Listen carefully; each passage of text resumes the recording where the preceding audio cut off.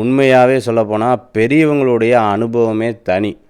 நீங்கள் ஏதாவது ஒரு பிரச்சனையில் இருக்கும்போது பார்த்தீங்கன்னா, விடு இதெல்லாம் ஒரு பெரிய விஷயமா எடுத்துக்காத, இதெல்லாம் கடந்து போகும், இதெல்லாம் கடந்து தான் வரணும் அப்படின்னு சொல்லுவாங்க. நீங்கள் பார்த்துருப்பீங்க.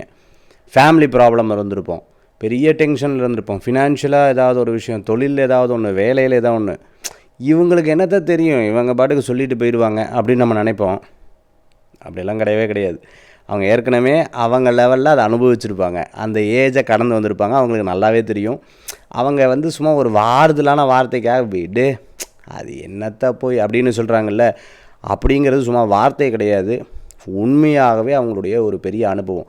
அந்த வார்த்தைகளை திருப்பி நம்ம பேசி உனக்கு என்ன தெரியும் அதை பற்றி அப்படியெல்லாம் நீங்கள் பேசாமல் அவங்க சொல்லக்கூடிய விஷயத்தை கொஞ்சம் நேரம் அமைதியாக கேட்டு பாருங்களேன். மன ஆறுதல் மட்டும் கிடையாது, அந்த பிரச்சனையிலேருந்து நீங்கள் கடந்து வந்துடுவீங்க, அந்த பிரச்சனையிலேருந்து நீங்கள் தாண்டி வந்துடுவீங்க. அதுதான் சொல்லுவாங்க, அனுபவத்துக்கு ஒரு தனித்துவம் இருக்குதுன்னு சொல்லிட்டு.